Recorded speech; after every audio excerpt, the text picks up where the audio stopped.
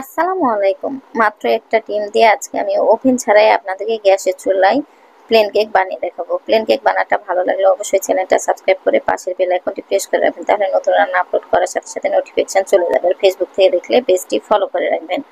আমি এখানে একটা নিয়ে নিচ্ছি মিক্সিং বলে নিয়ে নিচ্ছি একটা ডিম। আর অবশ্যই ডিমটাকে নর্মাল টেম্পারেচারে রাখবেন।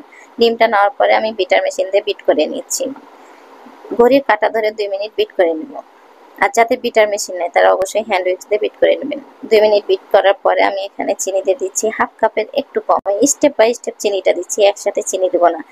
অনেকে বলে কেক চুপসে যায়, যদি চিনি বেশি দেন তাহলে কেকটা চুপসে যাবে, তাই চেষ্টা করবেন চিনিটা কম দেওয়ার। দিয়ে দিলাম এখানে সয়াবিন তেল হাফ কাপের একটু কম। একসাথে তেলটা দেওয়ার পরে আমি আবার ঘড়ির কাঁটা ধরে 2 মিনিট বিট করে নিচ্ছি। আমার বিট করা হয়ে গেছে, কালারটা দেখে বুঝতেই পাচ্ছেন। আমি এখন কিছু শুকনো উপকরণ নিয়ে নেবো। একটা চালনির উপর নিয়ে নিচ্ছি হাফ কাপ ময়দা, হাফ কাপ গুঁড়ো দুধ, 1 চামচ বেকিং পাউডার, সামান্য লবণ। শুকনো উপকরণগুলোকে চেলে নিচ্ছি। আর দেখেন গোটা গোটা পড়ে গেছে। আমি আবারও পুনরায় চালনি দিয়ে চেলে যে বিট করে রেখেছিলাম সেটার উপর নিয়ে নিলাম। এরকম একটা খুন্তি দিয়ে এখন নেড়ে চেড়ে নেব। বেশি জোরে প্রেস করা যাবে না, হালকা হালকা ভাবে প্রেস করে নেবেন। আমার ব্যাটারটা ঘন হয়েছে। আমি এখানে ফুটান্ত গরুর দুধ ঠান্ডা করে নিয়ে নিলাম 6 চা চামচের মতো। দুধ দেওয়ার পরে আবার ভালোভাবে নেড়ে নিতে হবে, আর এটা বেশিক্ষণ নাড়া যাবে না। কেক বানার জন্য আমার ব্যাটারটা তৈরি করা হয়ে গেছে। আমি চুলার পরে একটা কড়াই বসিয়ে দিয়ে দিলাম লবণ। যেহেতু বালি ছাড়া, বললাম যে ওভেন ছাড়া, আমরা তো সচরাচর শহরে থাকলে বালি পাই না, কিন্তু ঘরে তো সবার লবণ থাকে। লবণটা দেওয়ার পরে আমি উপরে একটা স্ট্যান্ড বসিয়ে দিয়েছিলাম। 10 মিনিট হিটে রেখে দিলাম। আর এখানে আমি একটা কেক বানার মোল্ড নিয়ে নিয়েছি। মোল্ডের মধ্যে তেল দিয়ে নিলাম। আর আমরা যে নর্মাল কাগজ ব্যবহার করি খাতায় লেখা, সেই কাগজটাকে কেটে এভাবে সাইজ দিয়ে দিয়ে দিলাম। দেওয়ার পরে আমি এখন ব্যাটারটা তৈরি করেছিলাম সেটা ঢেলে দিচ্ছি। ব্যাটারটা ঢালার পরে আমি একটু এভাবে ঝাঁকে দিচ্ছি, ভিতরে যেন কোনো বাবল না থাকে।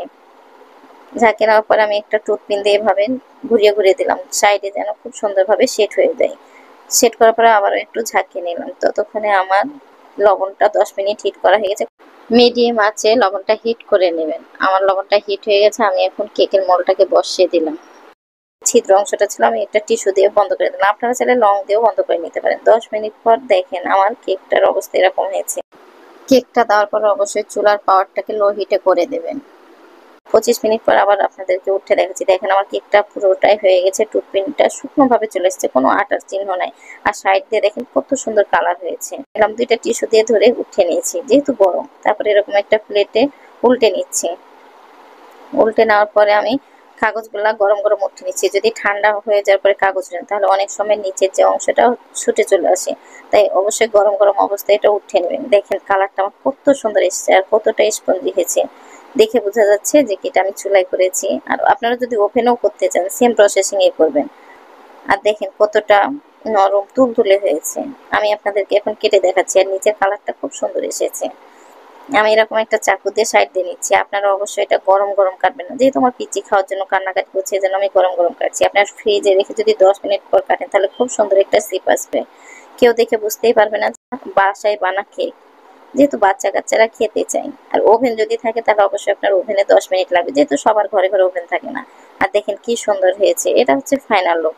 আশা করছি আজকের কেক বানাটা ভালো লেগেছে। ভালো লাগলে অবশ্যই লাইক দেবেন, লাইক দিতে ভুলবেন না। যারা চ্যানেলটা সাবস্ক্রাইব করেছেন তাদেরকে তো অসংখ্য ধন্যবাদ। যারা চ্যানেলটা সাবস্ক্রাইব করেননি প্লিজ চ্যানেলটা সাবস্ক্রাইব করেন। আপনার একটা সাবস্ক্রাইব আমার জন্য অনেক মূল্যবান। আর অবশ্যই কমেন্ট করে জানাবেন কেক বানাটা কেমন হয়েছে। আল্লাহ হাফেজ।